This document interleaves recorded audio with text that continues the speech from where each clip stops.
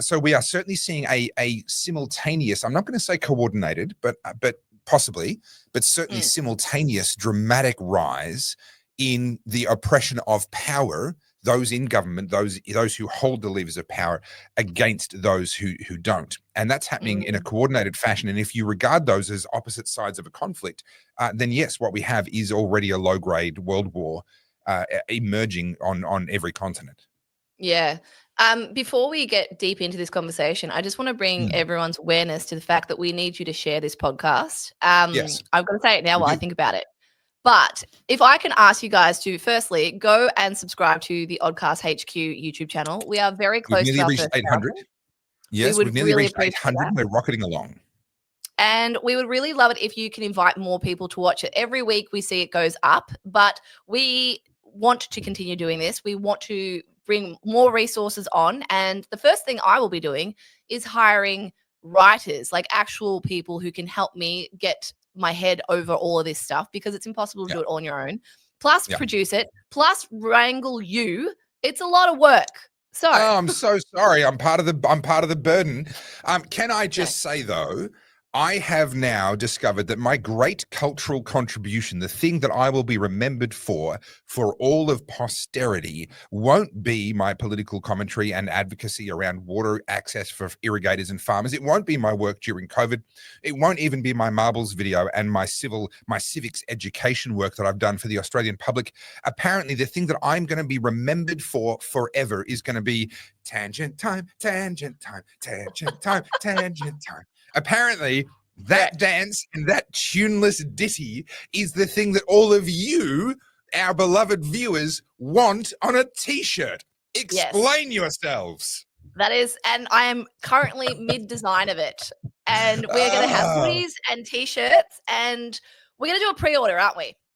Yes, absolutely. We'll do a pre-order. And reason being, for all of you numpties who want to get in there and go, grifting, bleh, whatever you're going to say.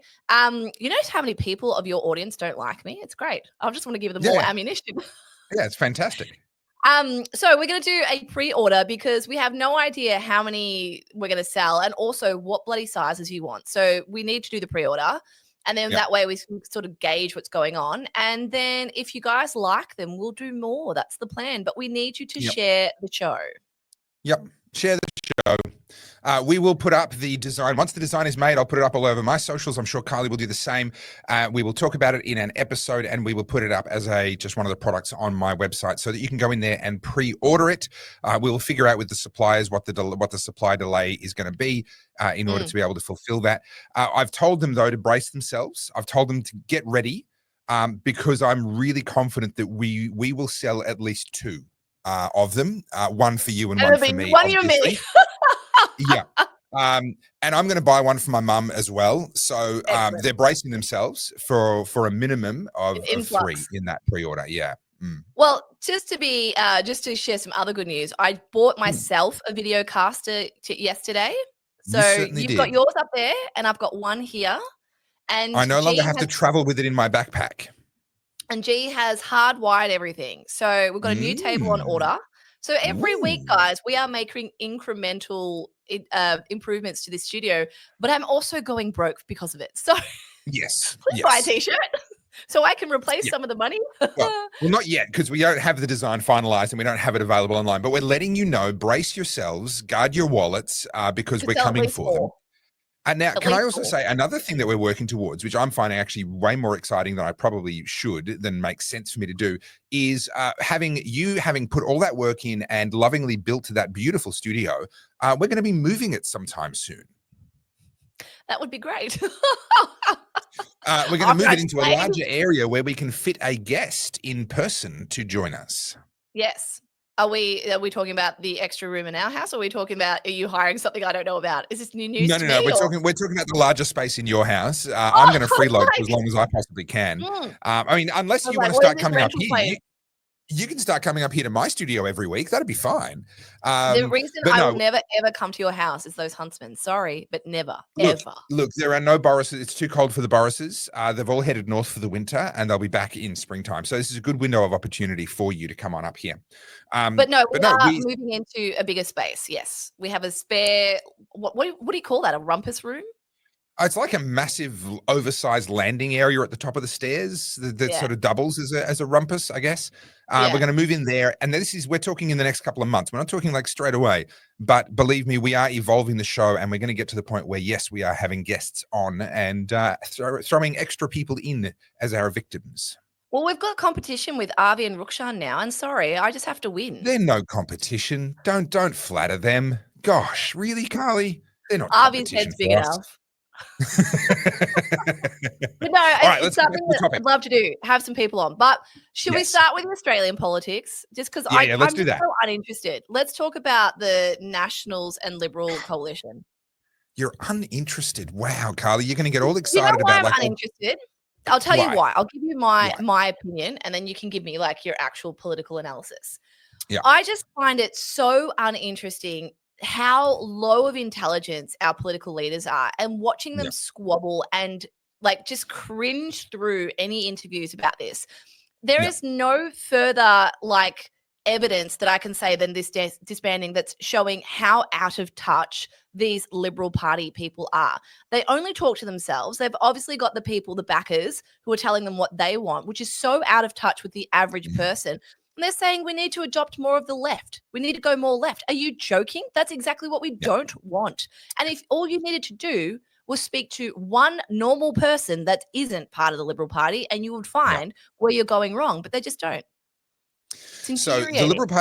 the Liberal Party choosing Susan Lee as their leader was them essentially doubling down on exactly what you're talking about. They're saying that, Susan Lee has been deputy leader of the Liberal Party for quite some time, has been a minister for quite some time, was a minister for the environment under Scott Morrison, betrayed her constituents who are, include a lot of irrigators.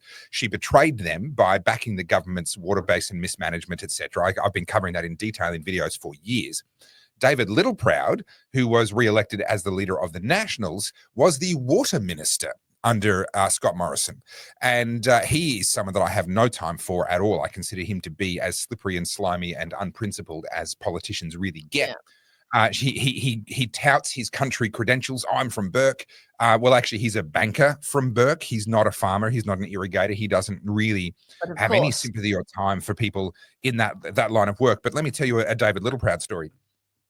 He was the water minister in 2019 when Scott Morrison got elected. He came in as the water minister, and I was working with a number of people campaigning for access to more irrigation water for farmers, particularly in the Murray-Darling Basin, where they're being destroyed by the Murray-Darling Basin Plan, which came out of the Water Act of 2007, which was in part a brainchild of who else but Malcolm Turnbull. Everything he touches turns to shit. So we put on a 2-day protest. It was on the 3rd and 4th of December 2019. You can look it up. We had about 4,000 farmers show up, and this relates also to the protest recently in Victoria to do with the CFA stuff. We had about 4,000 farmers show up. They had tractors and trucks, and Pauline Hanson was there and a bunch of others. And we staged a protest for 2 days. I was the MC of this event on the lawn of Parliament House in December 2019, remembering this is just before the world went mad. We had a delegation go in to negotiate with David Littleproud, and we were looking to get a release of some environmental water to increase farmers' water allocations so that they could keep their crops alive. And we sent a delegation in, and I warned them in advance. I said, listen, you got to understand how these guys work. They will say something that means nothing, but they will say it with a tone that makes you intimate the meaning. You think you understood them. They'll, for example, a classic one is they'll say, that's really interesting. I've never heard that before. And you think, oh, wow, that landed. He's listening to me. No, he just said nothing. He said he made no promises. There's nothing there. But they will leave you with this belief and this feeling like, oh, we're getting somewhere. And so I warned the delegation beforehand. I said, listen, this is the game they're going to play with you. They came out of the negotiation and unfortunately they had been sucked in, and they came out saying, yeah, we're going to get some water. And of course, then David Littleproud turns around and says, oh, I never said that. That was never a promise that was made. I listened to them. I told them that I was listening to them, and I heard them, and that's all.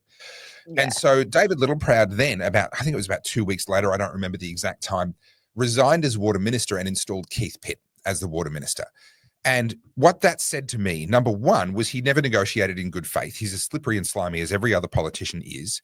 Two, even as someone who touts his country credentials, he doesn't give a rat's ass about country people. He was there to defend his party and his party's policies. Three, when the heat was on, and believe me, the heat was on him at that point. I won't go into the details, but the heat was on. I have an unconfirmed report that he specifically named me as someone that he wanted to back off as part of the negotiations. Now that's not a confirmed report, but that's my understanding, because I'd been making hit videos on him specifically in 2019, calling him out. You'd have hurt his feelings. I'm led to believe that I very much hurt his feelings, and he specifically wanted me to back off. He then resigned as water minister, and this is the game they play. The new water minister who comes in can say, look, guys, that was all done by the previous person. That wasn't me. You can't be mad at me. That was the other guy, right? So they diffuse the anger. And then they also say, listen, you got to give me some time. I need a couple of months to get my head around what's going on, get up to speed, blah, blah, blah. So they steal your momentum. You've just watched another short clip from the Oddcast, and if you'd like to see the full video, it is over at our dedicated channel. That is the Oddcast HQ on YouTube. We will see you there. Don't forget to like, subscribe, and have a chat in the comments.